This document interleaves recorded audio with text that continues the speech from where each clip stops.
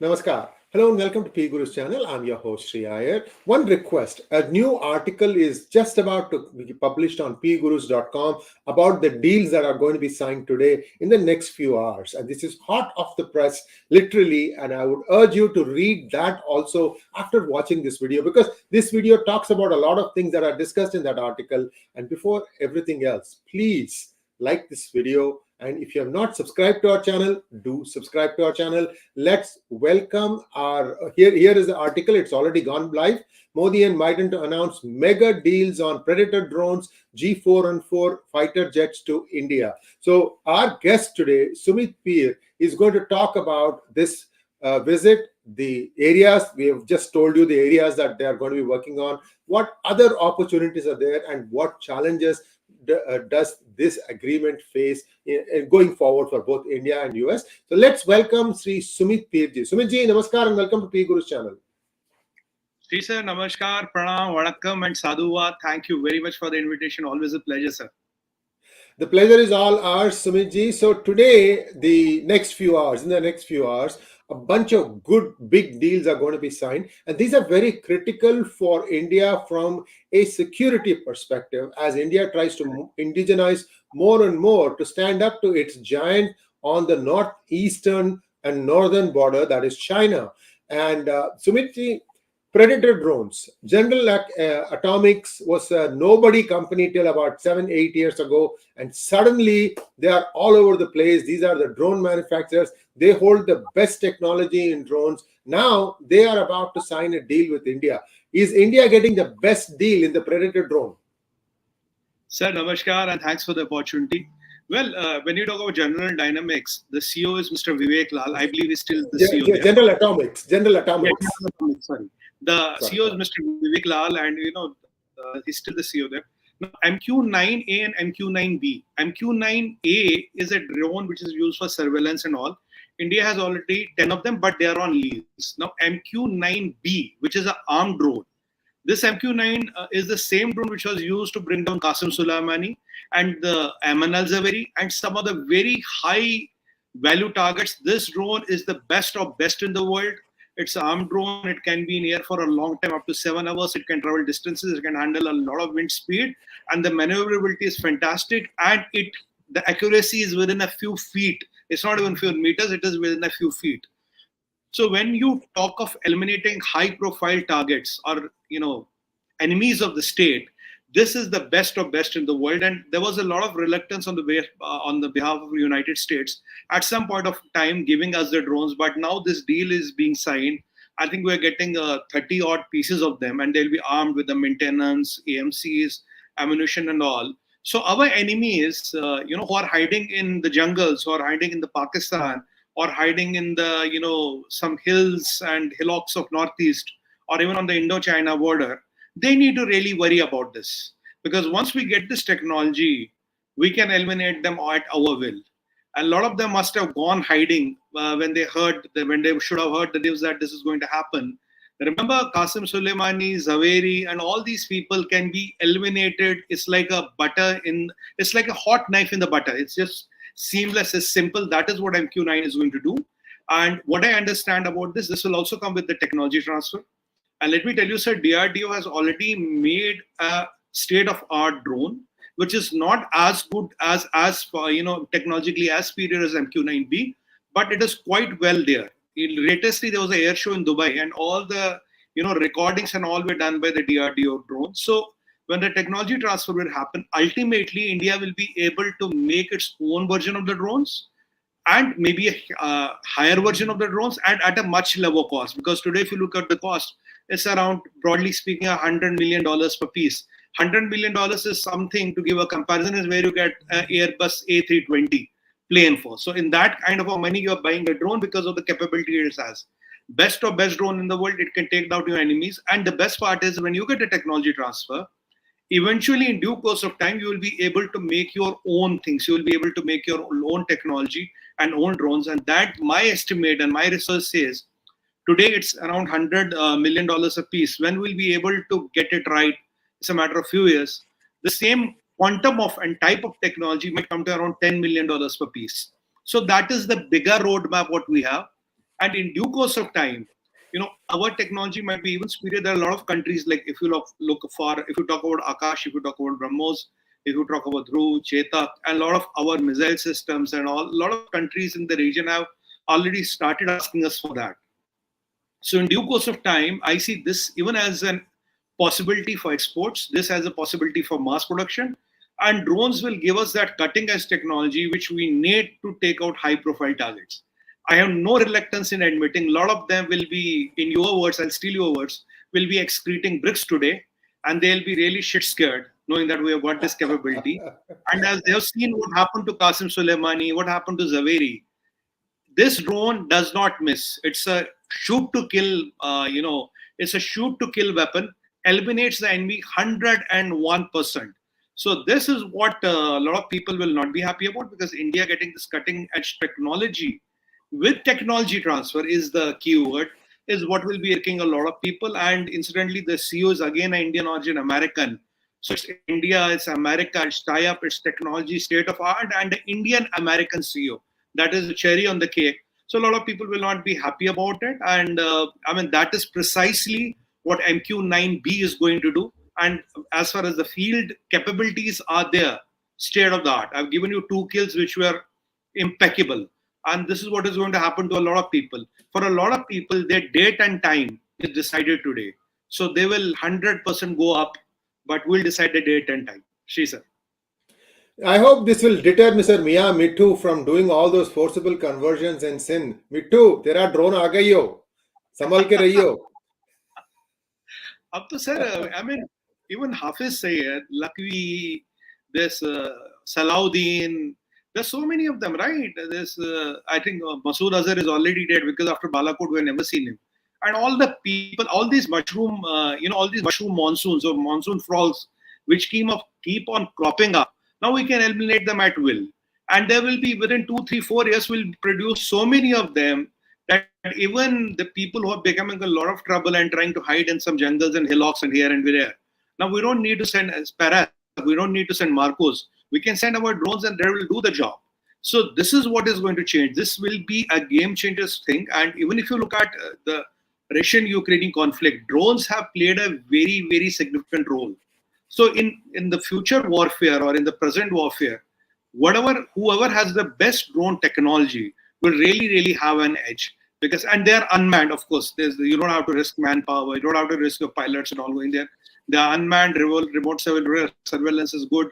Wind handling capability, maneuverability, endurance, payload capabilities are all fantastic. There's nothing better than an MQ-9B today, what I know of, and what for that matter, you or all the experts will agree to me, there's nothing better in the world than MQ-9B. It's a state of art. This piece of machine is worth the money when it comes with the technology transfer, and that is what we are getting, sir. This is the message. We should go loud and clear to our adversaries. And for the sake of argument, I would say, if you are China, you have all the money in the world, you can never get an MQ-9B, because Americans won't sell to you. So Russians, I don't know what they have equivalent. They have something which are not as good as that. Pakistanis don't have nothing. And our good friends in Pakistan, like Mia Mittu, Salahuddin, Masood Azhar, if he's still alive, this Lakwi, and all of them will become history soon. Well, the question before India is it worth $100 million? Because the drone will not be usable after that. So that's a question that they may have to ask themselves. Because after that, when we get the technology transfer with it, that is what makes it a compelling offer. It's only a piece of hardware and it's expensive. But here the deal is with the technology transfer. Then you can develop the same piece within $8 to $10 million. And there might be a time when you make the technology better, get it engineered, bring down the cost, and then there might be a big export market for it. Because look, MQ-9 at $100 million and our drone almost there or slightly higher or lower for $8, $10 million is a huge market which opens up again to the friendly countries. And in geopolitics, sir, if you want to be a power, you must have the capability to produce weapons and give the weapons to the countries which are friendly to you or help you in your cause and geopolitical interest. Because it's not a mandi. It's not everyone. It's not sold on Amazon. Okay, this is the price. Punch in your credit card and I'll ship your drone to you. It's not like that. This kind of a drone is only given to the friends and the people who are geopolitically important and relevant to you. So this will cement India's legacy as a power which can defend the interest of its friends and can also protect the interests of its friends and can take down its enemies everywhere and anywhere in the world they are. That is what the three-line message is, sir. Thank you, Sumitji. And viewers, I'm also hearing that nobody is safe in Pakistan anymore. After all this slew of targeted killings, nobody is safe anymore. And those of you who are still indulging in forcible conversion, rape of all the minorities, be on the watch. And this is something that they need to be cognizant of. And people are saying now it may not be ISI that's killing up their own, but it could even be RAW settling the scores. Because if it is RAW, it gets worse. Because, Sumitji, think about it. Yeah, they are going into their country and they are using their own people to kill their own people. That becomes a lot more. Yeah, go ahead. Sir, I was always saying, and I have said on PGurus as well, you see, Pakistan, everything is for sale. It's the price you're willing to pay, and you can get anybody to do everything. Every Protected person by has Glock. price tag. This stock market hai. You know, today Baab ye chal raha hai. Zawahiri got killed. All the US designated terrorists which were hiding in Pakistan at the right price, at the right time, everybody got killed. Everybody's information got sold. So there is not a Pakistan, ISI and army is a hired gun. I've been always saying it's the biggest mercenary force in the world. They are a hired gun. If you can pay the right price to the right set of people and can provide them the, you know, their requisite asylums and all and the money in the Swiss bank and all, they will go and eliminate everybody. And when you talk of these Khalistanis and all, sir, they have become liabilities for them. You have to give 5-10 commandos, you have to give them a house, you have to give bulletproof cars, keep on feeding them. What are they able to do on the ground? When ISI realized they're nothing able to do on the ground, might invest, cut the loss. What we say in business is you cut the loss. So if you can get some money and cut the loss, I have spent, let's say, $10 million on this asset and it's useless. And if somebody somehow says, okay, $2 million, get rid of him. So the cost of a bullet is how much? $1? And if you get for firing that $1.999 million, it's worth the shot. Why not? That's what is exactly happening in Pakistan. So people are getting, these Khalistanis are falling like flies. You know, when you put a mosquito repellent, the mosquitoes, you know, start falling on the floor. That is what is exactly happening to them. And whoever is doing it is doing the right thing. And this helps India for sure. I mean, if RAW is doing it, I don't know if RAW is doing it. If RAW is doing it, I'm proud of RAW. That's what I can say. They will neither confirm nor deny it. Correct. You're absolutely right. That's if they are doing it. If they are doing it, I'm proud of them. My chest, you know, meri chhati phool gayi hai, sir. 56 inch ho gayi hai. If they are doing it best, that is the way to settle it. I mean, this is the best way. There's no appeal, no vakil, no dalil. See the trial balance 0. And a couple of other deals that I want to touch upon. Another Indian American, Sanjay Mehrotra-led company, Micron, is going to establish a multi-billion-dollar test facility for their chips in India. That's also coming through the pipeline very, very quietly, but it's all finished. So that's also important. See, all these things start, you know, more satellite ecosystems around them. That grows the, you know, workforce. It also raises the standard of living for everybody. In every high-tech manufacturing job creates 6 jobs in the service sector. Remember that, 6. That is a proven formula now. And that is where, you know, all these things are very useful for India. You can say, well, what about the technology itself? What is the technology transfer? Are we getting everything? I'm going to touch upon that in just 1 minute. So I just wanted to say that Micron is also setting up a factory. And there is also one bigger resource that we have not heard much about, which is if there is going to be a labor sourcing agreement of sorts that's going to be done between US and India. I don't know. Have you heard anything about that? About instead of making H1 a better workforce agreement? I think what the buzz is today, because the details are not out, sir, yet, is first of all, H1Bs can be now renewed from, you know, staying in India. You don't have to go to US to renew your H1B visa. So that is what it can be done. Secondly, the gambit of H1B might increase, the rules are eased and the quotas will increase. And some now new categories of people might be also included in this. I will give you an example. Recently, you know, Israel is getting around 20,000 to 40,000 Indian blue-collar workers to replace Palestinians which are coming to work in Israel. So if the model works, eventually Indian blue-collared workers will replace the complete Palestinian workforce which is coming into Israel to work, and a lot of trouble comes with them, by the way. So that is what is being talked about here. So this we might see happening in some kind and shape, with H-1B visa, wherein the important thing is renewal of visa from, we can be staying in India and renewing the visa. So that means that you can be working from anywhere in the world for an American company. That's point number one. Point number two, if you look at last year, I think we sent around 125,000 students from India to America for study visa, which is approximately 20% of the total visas given. So this quota might also increase, because if you look at all of the top Ivy League universities, I think most of the deans are now of Indian origin. And if we look at the student mix, we have now crossed the Chinese. There was a time Chinese students were number one. Now Indian students are number one, followed by Chinese. And today, a typical class, what I'm told is that it's a 50% is Indian and Chinese, maybe 30-20, and 50% only Caucasians. So that is the kind of things, how things are changing. And as we go in our discussion, there'll be few more things and few more pieces of information which are very tangible. I'll be sharing with our audience and our viewers in due course of time. Sri sir. Thank you so much. Now I want to touch upon this other thing with General Electric, that is the 414. And what exactly are we getting? The engines, aircraft engines that we are getting, and what is the significance of that? What are we getting? What are we missing out? What are the trade-offs, and so on and so forth? Can we have the slide, please?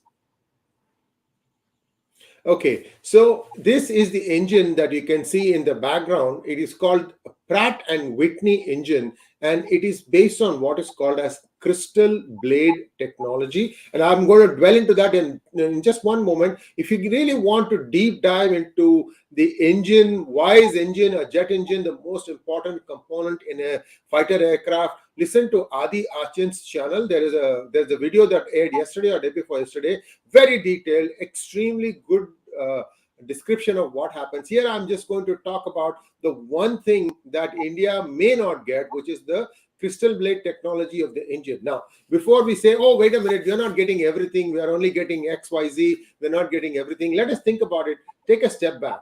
Viewers, do you know that Tatas and Mahindras are not building their own engine? These are some of the best cars in India. They don't build their own engines, they're importing them. So the reason is it's a cost-benefit trade-off. How many engines will you make? If you are going to get the crystal blade technology also, how many Tejas aircraft are going to be built? 100 in a year? 150 in a year? And for that, do you know how much technology you need to absorb and come up to speed on? See, these are all trade-offs that need to be weighed in. I'm not saying that it is not good or it is good that India is not getting the engine, but there is a business aspect to it also. So those things have to be looked at. So let us take a quick look at what makes this crystal blade technology so special. Go to the next slide, please. Okay, just a quick jet engine gyan for you for just 30 seconds. The faster you want the aircraft to go, the harder or more, the faster you have to spin the jet engine. The faster you spin the jet engine, the harder the temperature inside the engine. At some point of time, the temperature will cross 2,300 degrees Celsius. At that temperature, even iron starts to melt, literally melt. So what happens is the engine has to be brought down, serviced, or replaced. So this becomes a big chore. So what happened was, from 1972, this company, Pratt and Whitney, did a lot of research on this. How to make sure that the engine doesn't overheat, that the blades don't get warped and twisted, how to fix this thing. So they came up with this technology called crystal blade technology. I'm showing you 3 pictures there. The leftmost is multi, the middle one is a combination, and the one on the right is called single crystal. Single crystal is the best technology. What it does mean is that if you look at the surface of the blade, this is the section of the blade that goes into the jet engine. If you look at the surface, it's got tiny holes. So that as the blade heats up, These holes provide vents for the air to pass through and keep the blades cool. And 2300 degrees, no problem for these blades. And they are made of nickel, and there are some other alloys that go into it. I have a link for you if you want to read a little bit more detail into this. And this is going to give you 25,000 hours of flying. That's what makes this thing so special. Because if you think about it, one sortie will be 30 minutes, maximum 1 hour. So 2,500 flights, or I should say 25,000 flights you can do with one engine. That is the beauty of this. So whether India gets this technology or not, today or later, I think the important step is that this is a high-tech product, and when you start manufacturing high-tech product, it lifts the entire ecosystem. Other ancillary interests will come, other ancillary applications will come. So that's how I look at it. Sumitji, I look at this as a glass half full. So even if we are not getting the technology, I don't know if we are not getting the technology. That's a rumor I heard. So I just wanted to place before our viewers what exactly is this technology, how beneficial is it, and so on and so forth. I'm also hearing that India has its own version of this crystal plate, but we have to remember that it will take years to perfect that. So at least a beginning has been made. So over to you, Sumitji. So, sir, I want to add a few lines to it. The first and the most important thing is that these engines will be made by HAL, Hindustan Aeronautics Limited, in Bangalore. So when the engines are made, a lot of jobs and a lot of ecosystems are created, what you rightly said. Second thing is that, most of the aircrafts in the world use engines. I mean, even if you look at, for example, Airbus, they use a GE engine, or they use a Rolls-Royce, or whichever engine. They don't also make their engines. They import it from other manufacturers and put in the aircraft. That's point number one. Point number two is, if you look at the Tejas, we have 125 Tejas aircrafts on order, right? Which Indian Air Force has given to the HAL. Currently, I think we can manufacture around 36. It was 18. Now we can do 36 in a year. Now there are other 7 to 9 countries which are interested in Tejas. So engine has been a stumbling block, wherein our Kaveri engine was not able to produce the quantum of thrust what we wanted, and when it was thrusted on a high altitude in some Russian facility where the air is quite thin, so there were some challenges which we were facing. Some of them have been rectified, some of them are work in progress. Now there are 5 companies in India which have started making engines, but this particular engine will be manufactured by HAL. So here you can understand, one is that a GE comes and sets shop in India and makes the engine. That's a different connotation. Second is that it gives the requisite facilities for the HAL, which is a government-owned company, to make these engines. So that makes a lot of difference. Point number 2. Point number 3 here, I want to say that if you look at the pipeline, what we have Tejas, we have Tejas Mark II, wherein again we'll need this engine, and we have AMCA. For the AMCA, again we'll need the engine. So all the 3 lines of aircraft which are in our pipeline. Now, what will happen? Because the cost of manufacturing in India is pretty low. Our Tejas is almost half the price of whatever getting a Predator drone for. So then eventually it helps to beef up our defense, and it also opens a market. Today, 8 to 9 countries are interested in Tejas. Once we have the engine and all capabilities, and MK2 is a much better variant, and AMCA is a different variant altogether. It's a state of art. Now we are also trying to work out on our 5th generation aircraft, wherein this engine technology will be also very, very important to us, because minus engine, we have all the other pieces put together. Engine was the only stumbling block where we are going to do it. And for us Indians, you have to give us 10. We multiply it with 10, we make it 100. If you give us 20, we multiply it with 5, we make it 100. If you give us 50, we multiply it by 2, make it 100. So I can assure you one thing, it won't be long when we can get the missing pieces together and we'll be able to come up with an equal or a better platform. So this is a game changer which will happen. So this will bring down our defense cost, because today when I'm importing Rafales, the cost is quite high. But when you are able to produce, let's say, AMCA or a Tejas Mark II, so all the squadron requirements which you have, they will be filled. The cost of manufacturing this is very low. The AMC upgrades, maintenance, spares is pretty low. And then it also opens the market for exports. Now, if you look at today, all of the African countries, the African Union, I would say, South American countries, Caribbeans, and some countries in the Southeast Asia, they are looking forward to India for their defense needs, because this affordable defense technology from a reliable partner is which is missing in the whole defense paradigm as on date. So India can really come in and fill in the gap there. So that is also a big, big opportunity. Now, if you want me to do a broad level mathematics, I'm talking of 100 to 125 countries. You can imagine the quantum of market which will open up for our kind of a technology, which is affordable and reliable and, politically friendly. Of course, we won't be selling it to a Pakistan or a China for that matter, but all the countries, others will be quite interested. So this enhancement of India will not only benefit India, this will also is going to benefit a lot of countries in the world. This is the point I'm trying to make. So this is why this deal becomes strategic, because the key point is that it is not them setting up a shop here. They already have a shop here, but HAL manufacturing the engine. That is where the difference is. This point we have to understand carefully and clearly, sir. So viewers, a lot of the channels, I should say, are celebrating that, oh, this is a great deal, all the positives everybody is touching upon. Now we are going to take a little bit of a step back and look at the challenges. Some of these deals, what are the challenges in front of us, and where does India measure up to United States? For example, I'm hearing that NASA and ISRO may be cementing a deal. Can we have that picture, please? This is an article that came out in PGurus again. That's why we keep telling you, do read PGurus.com. We have a lot of cutting edge. It's not just videos that we are cutting edge in. We are also cutting edge in the articles that we are putting out. So please do support us there also. So NASA and ISRO enter a joint space mission exploration. So ISRO is one of those crown jewels of India where it has delivered time and again. So satellite launch vehicle technology is not easy. And that's where ISRO has really perfected itself. It is a much lower cost provider. In fact, ISRO is launching US satellites also now because it is cheaper. Correct. So these are all the things where India really shines. So these are all the good parts. Now let us take a look at a few challenges. Over to you, Sumitji. Yeah. Just I want to vary in 5 minutes. I'll try to finish one part. That is, what are the 5 or 6 areas which we are looking forward? I'll summarize them. First and the most important area, what we are looking forward to is defense. When we talk of defense, it's not only importing, we are talking of technology transfer and even making joint defense platforms. Like BrahMos is an Indian and Russian developed joint defense platform.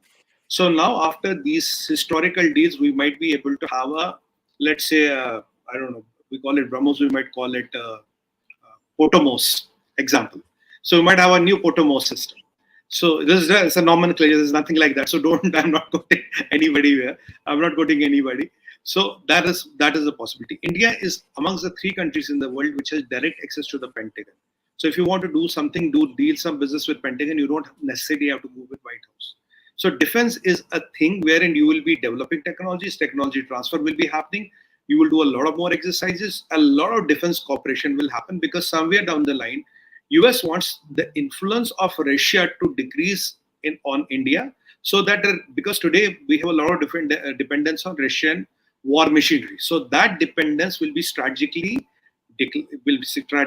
decrease. But our condition is with technology transfer and joint collaboration and development. That's defense. Number 2 is I want to study is on the education. If you remember 6 or 8 months back, there was a legislation banned by the Prime Minister Modi, wherein one English, British and one American university were allowed to set shop in India. Now what is happening is that when we do this, a lot of these American universities in due course of time, 5 to 7 years, will come and open up a campus in India. So UGC will allow that, so they can have their own faculties, they can have their own curriculums, but it will be kind of recognized by UGC. What will happen? If I talk of a degree today, which is, let's say you have to pay $100,000 for 1 year, broadly speaking. Now the same course might be available in Delhi or a Bangalore or a Chennai, maybe for $20,000, for example. I don't know the prices, but I'm just guessing. So what will happen is that, so for Indian students, you will have access to all these international universities. Not only that, now if you are offering $20,000 in India, it opens market for Nepal, Sri Lanka, Bangladesh, Bhutan, whole of Africa, whole of South America, Caribbean, Southeast Asian countries to come to India and get their education. So what will happen then? India will become the education hub. Now, if you have to grow to 20 and 30 and 50 trillion, and you're the biggest service economy in the world today, we have overtaken British as the biggest service economy. Skilled manpower is and key to that. So then with these universities coming, not only with our 800 million youth which we have, and we have 300 million students. They will not only benefit, but the people from across the world are going to come to India. India is also not going to become an education hub. It will not be the IT hub. It will be the education hub as well. So these people are going to benefit.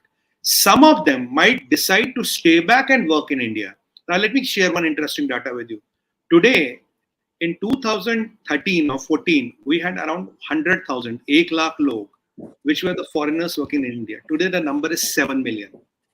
And by 30 or 35, it is expected that there'll be more people working in India than our NRIs, brothers and sisters, which are working out of India. That is going to happen. So this will be an important thing in that education. Third is sustainable energy, because India is leader in solar. We have formed the Solar Alliance. Hydrogen technologies, electrolytes used for this hydrogen-based technologies, most of them are manufactured and even exported to United States of America from India. Now, Vande Bharat trains, windmill and all. So there are a lot of work which India is going to do. Fourth is supply chains. Because after the disruptions in the world because of the COVID and the Chinese virus and all other things, world is looking to India as a reliable source for a lot of materials, a lot of manufacturing, a lot of technology. For example, semiconductors. For example, we'll say, when you talk about the semiconductor industry, there are two parts here. The technology is American, the manufacturing is Taiwanese based out of China. So when you have to move the semiconductor, you have to move both the pieces together. So you need American technology and you need Taiwanese manufacturing. So you have to do the jugalbandi or the tango at the right point of time and sustain that tango for a good amount of time. Now, around 6 months back, we have committed around $13 to $20 billion for infrastructure.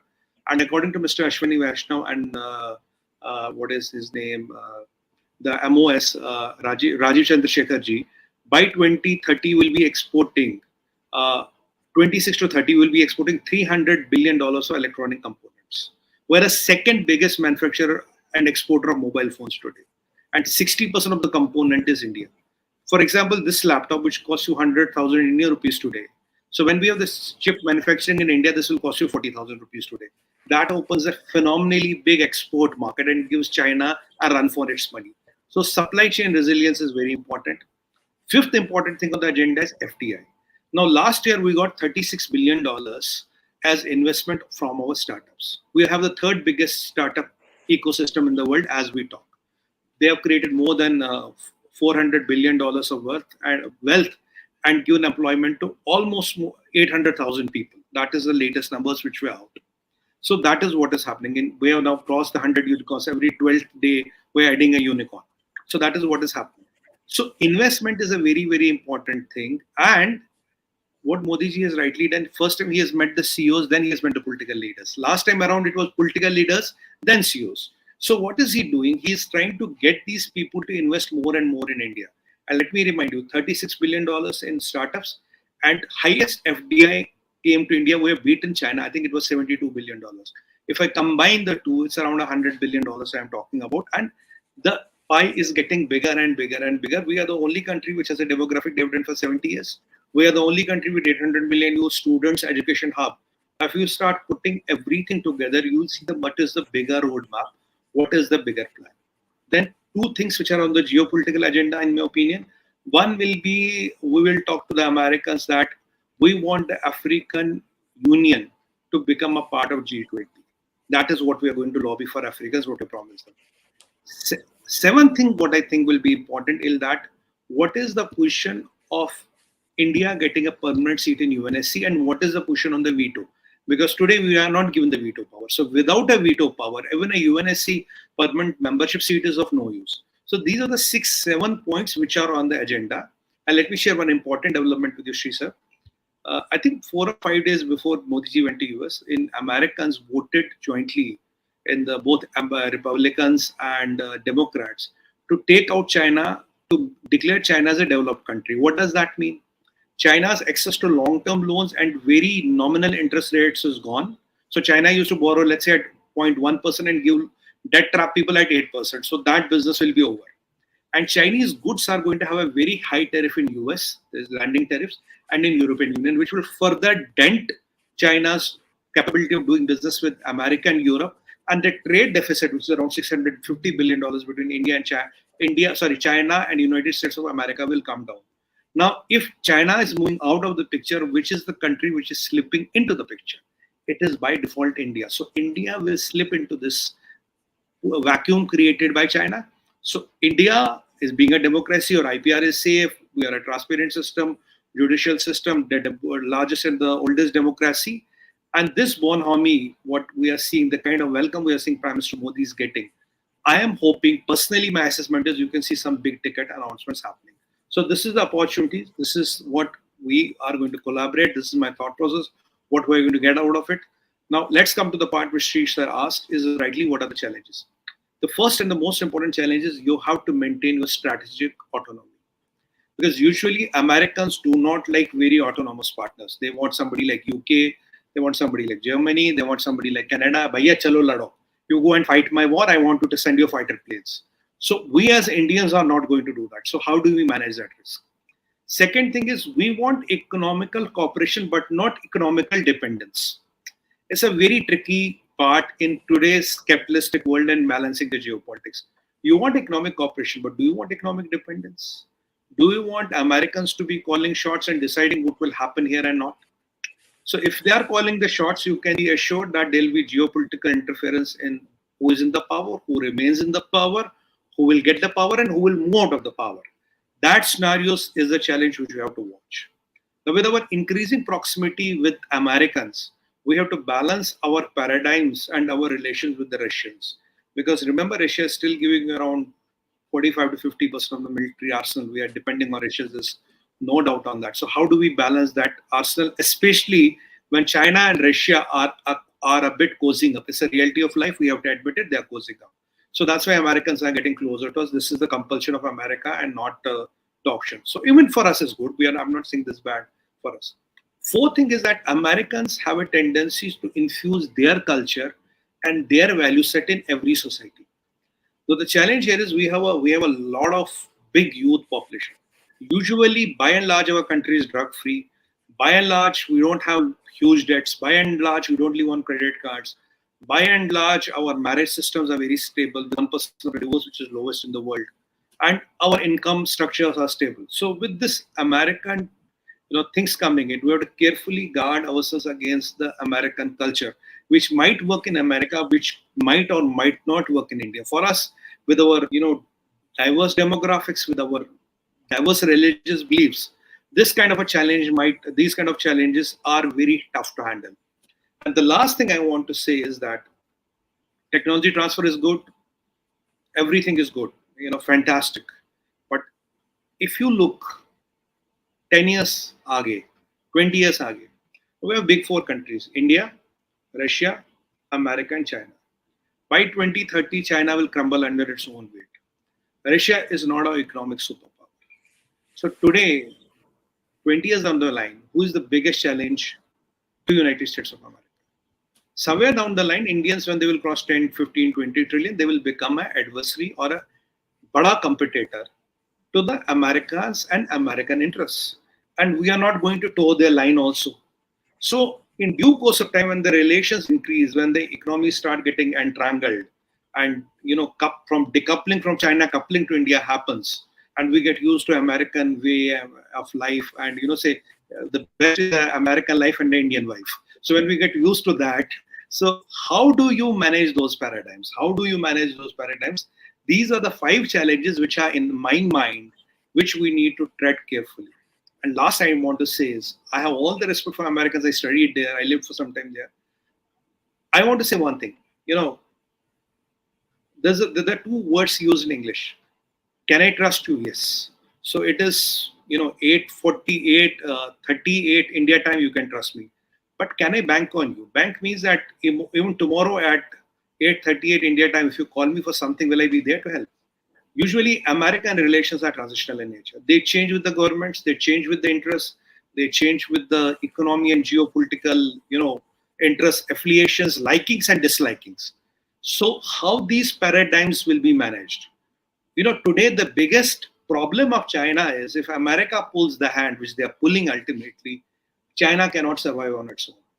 Even if I assume and presume China is $18 trillion economy, which it is not by all the means, I presume and assume for a minute.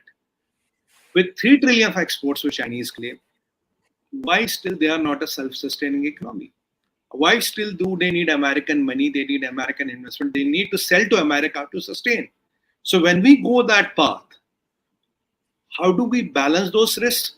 And how do we balance those expectations of Americans? Because Americans will want you to become the new China. And in the interest of India, you would not want to become the new China by all the means. So these are 5-6 things which are off my mind, which I've been thinking, analyzing carefully. What are the challenges India faces? These come to my mind.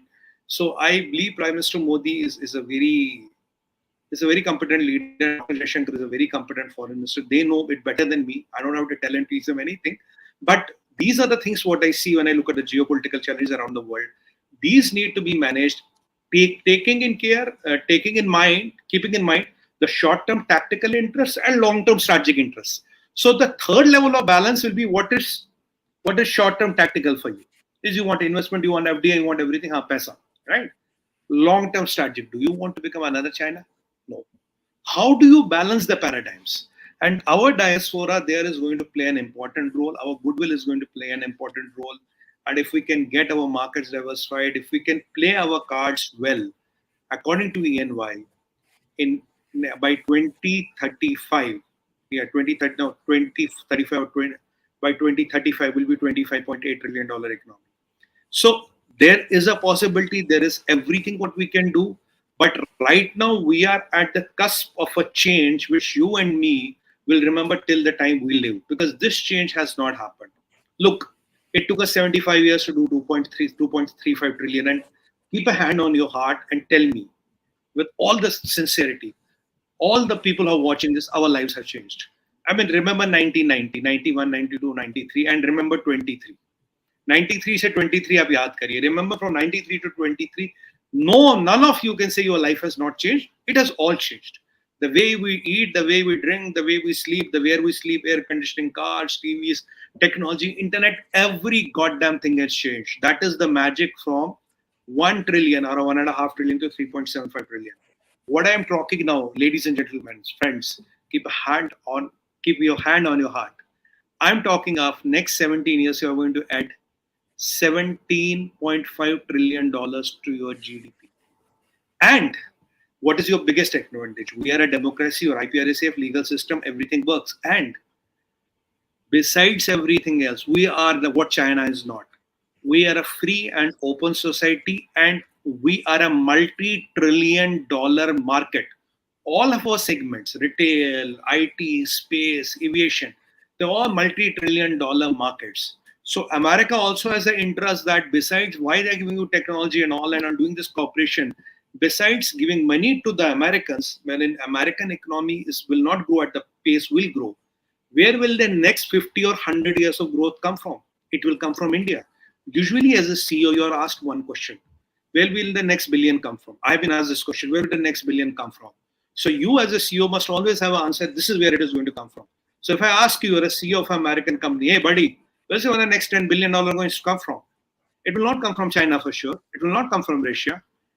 It will not come from the United States of America. It's not going to come from Mexico, Panama, Nicaragua, South Africa, or Qatar, or UAE. It will come from India. So today we are at the cusp of the time where the American interests and our interests are aligned. They need us, we need them. In fact, they need us more than what we need them today. So if we play our cards right, and if we have the trust and belief on the leadership of Prime Minister Modi, your and mine, future generations' life can change for good. And we will witness this change in happening, which is simply impeccable, which is mesmerizing, which is enchanting. From 1.5 to 3.75, all of our life change. Imagine from 3.75 to 25.8 trillion in next 15 years. And all of us are going to live in next 25 years. None of us is going to die. By the grace of God, Mahakal ki kripa se, nobody is going to die. Imagine what will happen here. And we all will see from that tuk-tuk phone, hello, hello, and we'll see this. And the kind of, even in my 45 years of life, the kind of transformation I have seen is mind-boggling. And I'm just visualizing in next, 15 years, I'll be 60, 62. What will I see from a 10-year-old kid to a 60-year-old man? That I can write 10 books on it, but I'm not good at writing, so I'm not going to write. But this is the kind of transformation I'm talking about. That is what this mission and this visit is going to bring. 7,000 people for a state dinner is the biggest ever Americans have ever hosted. So many people allowed to the lawns of the White House, and our Indian community, which I'm a great fan of, Modi Thali, putting those tents, baja, free food, stalls and all. We have this plane flying over the Potomac with the Modi banner. We have people everywhere, irrespective of sun, rain or storm. Modi, Modi, Bharat Mata ki jai. That swells my heart with pride. And I thank them through your channel, sir. I know a lot of them watch it. Bahut, bahut dhanyavad. We are so proud of you. You make us all feel proud, and keep up the spirit. Keep up the spirit. And that is my message to you. I have stated the challenges. I've stated the opportunities. I end my, that's what I want to end. I can keep on talking for hours, but we have to look at the clock. So I end my things here. Thank you so much, Sumitji. Let's take a few questions now, please. Mr. Bharani wants to know, Namaskar, why is our MEA in terms of numbers the same as Singapore in comparison? We have large population spread abroad. When can we expect Israeli type MEA for our country? Bharani ji, namaskar. Now there are two more, I think, consulates are opening in United States of America, and Americans are opening one in Ahmedabad and one in Bangalore. So if you look, we are number 5 or 6 in the world in terms of embassies in the world. So we are increasing them. There's a lot of work which has to be done. Remember, 65 years, we have not done a lot. In last 9 years, we have done, let me give you one example, Bharani. In last 9 years, we have doubled our number of airports. We have doubled our number of airports. What we could do in 65 years, we have done in last 9 years. So a lot of work is done, and you see the kind of work Dr. Shankar is doing, what Modi ji is doing. I mean, only 4th world leader to address joint houses of the American Parliament twice. That is itself is a big honor to have. There's a lot of work to be done, but there's a lot of work which is being done and which is work in progress. But everything has to be given a time. And now, if you talk of the Israel, you ask where is Pamma and Pannu hiding, then they will know what Israel is all about. So something like Israel is happening. Next one, please. Kunduru Kameswar Rao wants to know, sir, do you think our PM's successful USA visit will send a very strong signal to tomorrow's Patna meet of the so-called opposition leaders? We are going to have a Hindi session in about an hour's time talking about this very topic, but I'll let Sumitji answer this one. Go ahead, sir. Namaskar, sir.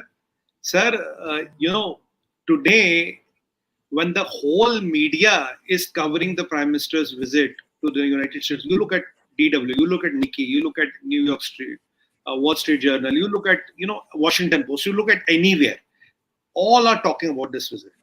And there's a lot of good things which are happening for the country. Country means you and me. It is not BJP and Congress. Modi ji is not going to get $1 billion and put it in BJP's fund. So it is going to happen for you and me.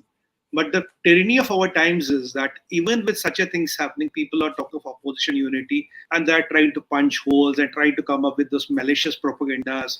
Oh, 70 people have opposed it. There's some saying Ilhan Umar is not participating. That Palestinian lady is not participating. Oh, is Modi ji's visit really a success when Ilhan Umar is not coming? The lady who marries her own brother to get a citizenship. The lady who changed 4 husbands and became $150, $200 million. So, I mean, if these kind of things are used, these people in Patna are going to get a shock of lifetime. And, they will be all watching it very carefully, better than you and me, but they will not be talking about it.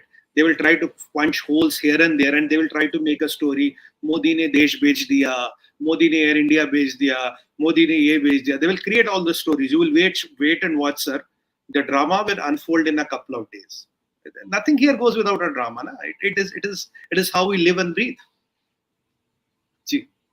Magnet Ranga wants to know, Namaskar ji, RaGa has been associating himself with anti-India people openly. Isn't it dumb to associate with such people and openly at that, especially in this era of social media? Ranga sir, namaskar. You asked a very pertinent question. Let me answer you, sir. In the game of chess, first these pawns, pyada is used, then ghoda, then drum, then queen. When the king has to make a move, the state of the affairs is very dire. It's a very troubling situation when the king has to make a move. So don't see it from the, from a perspective of RaGa is going and meeting whom? See it from the perspective that RaGa has to go and meet whom all. Soros has to come in open. Soros' son has to come in open. There was a time those जो आजकल बेकार journalists हैं ना, those jobless journalists of India, you know the names. They were only being the movers and shakers. They were parts of some extra constitutional advisory bodies which are more powerful than the Prime Minister's office. So gone are those days. So when the king has to move himself, that means a lot of special arts, a lot of topchis, a lot of artillery and cavalry is already dismantled or rendered useless. Next question, please. Anand wants to know, India lacks stable quality supply of water, electricity, and a reduction in logistical costs, which companies need to move and stay in India. What is the progress of Gati Shakti? Sir, namaskar. Even if you look at the operation Jal Shakti Jal Jeevan mission, I think around 10 to 13 crores of water tap connections have been given. And we are covering most of the country now. And this is work in progress. We are also maintaining water reservoirs. These, I think, few 100,000 Amrit Sarovars. These are the points where the rainwater gets accumulated and increases the water table. We call it Amrit Sarovars. Yesterday in UP, the Yoga Day was celebrated near those Amrit Sarovars only. I think 15,000 Amrit Sarovars, which, we had chosen where the yoga was done. So that, that thing is already working. And around our NHS, we had started having those Amrit Sarovars where the water can be harvested. So water and tap water is taken care of. Electricity, I think we are 99% of the country. There's not even one single village by choice which is left without electricity. So electricity is done. Now, if we got cost of the operation, if we talk of the operation Gati Shakti, 75 terminals across India, our logistic cost is around 14 to 15%. Around 14%, you can say. After the Gati Shakti and Bharat Mala and Sagar Mala coming into picture, we're building hundreds of new ports. So our logistics cost will come to around 4.5 to 5%, which will be second best to Germany. Germany is around 4.2 to 4.5%. So every Indian business will be more competitive by around 8 to 10%. So Gati Shakti is work in progress. Water, Amrit Sarovars, dams, everything is work in progress. And let me tell you, one of our biggest hydropower projects we are building in Arunachal near the Chinese border. I think it's a 3 or a, I can't remember the number. It's less than $10 billion is the number. It's one of the biggest hydropower projects which are building next to China border to send a message to China that we can also do whatever we want. So a lot of things are being done. A lot of these projects you will see by 2026. Mark my words, Anandji. 2026, you will see quantum jumps happening in the GDP. I am willing to stretch my neck out and tell you, because by 2026, a lot of such projects will be completed. And you will see these quantum jumps happening in the GDP. GDP will not grow at the pace when it is going. You might be seeing very, very big leaps happening year after year, because on the ease of doing business, on the increase of GDP, on the completion of projects, a lot of benchmarks are 2026. You'll see a lot of things changing. For example, in UP, where you used to have 18 hours of power cut, there's not even 1 hour of power cut today. That is how things have really, really transformed. So, next question, please. Narayanan KG wants to know, what would be the trade-off in return for the jet technology? Are there any hidden stuff that India should worry about? KG sir, namaskar. You see, America is always for business. That is good about Americans. They look for dollar. They love Benjamin Franklin. I have no problems with that. But here with Americans, if you have the money changing hats, the things move. But if you have an adversary like China who says, I'm Han Chinese, I am destined by God to rule you, that is where the problem comes. So there will be trade-offs. Look, there are 3 powerful lobbies in the world: arms, oil, and pharma. Well, as the arms lobby is concerned, they'll be happy. Indians are going to buy a lot of stuff, right? When it comes to pharma, we can't help them because we produce drugs, and our biggest market is United States of America. We're exporting drugs to 203 countries. Our biggest market is United States of America. 32% of the market share we control, and all the cardiovascular drugs, which are the biggest killer in United States of America, are supplied by India today.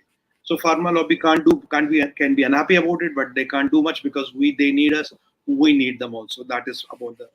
And as far as the oil is concerned, US is a net importer of oil even today, because they were more bothered about the Long Island refineries not opening up because Joe Biden was interested in the environment more than America's reliance on its own shale gas and own petroleum products. As a matter of fact, if tomorrow Americans want to offer us oil in rupees and at a price which is matching the Russians, We are not buying from Russians because we love Russians and want to help Russia, because Russia is giving us a good goddamn big discount and taking in rupees. Today, our current account is in surplus because we don't have to pay dollars for import of oil. Oil is number one on our import list, followed by gold. Even with we are doing FTA with the UAE for the gold payments, we'll be doing rupees.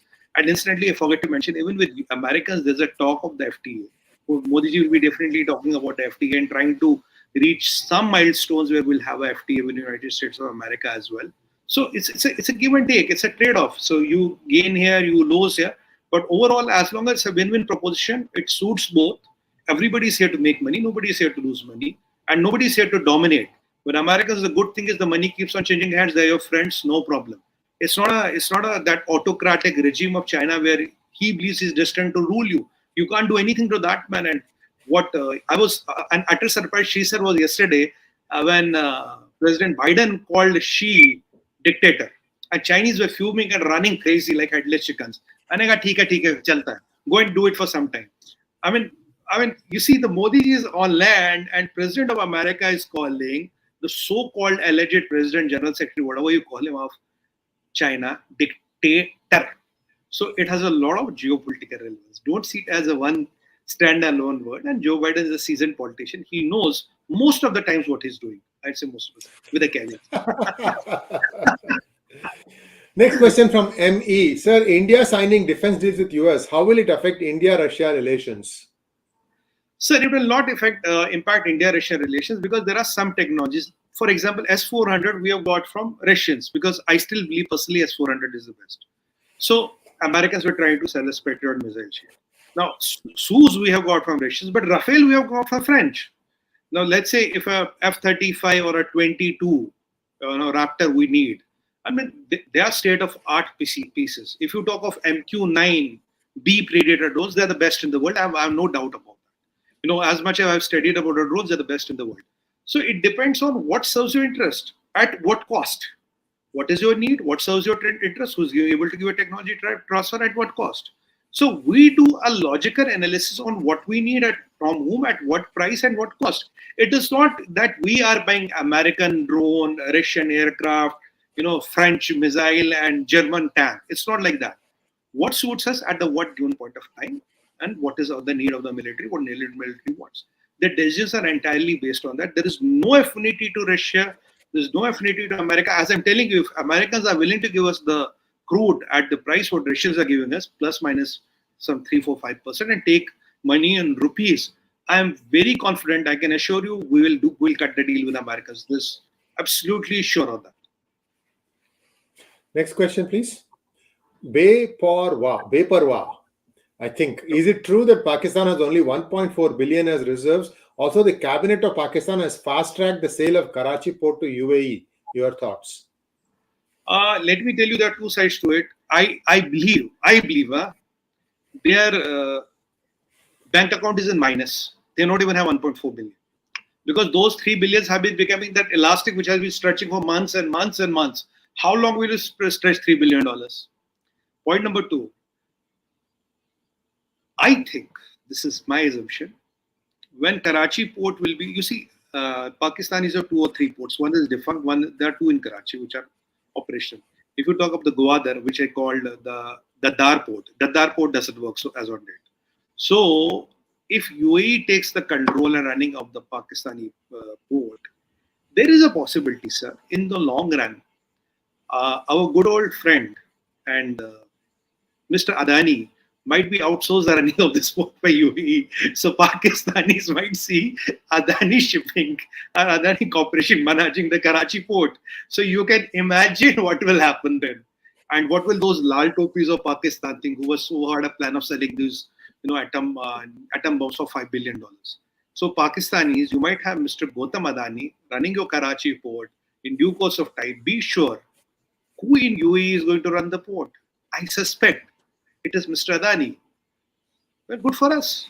I love it. Next question, please.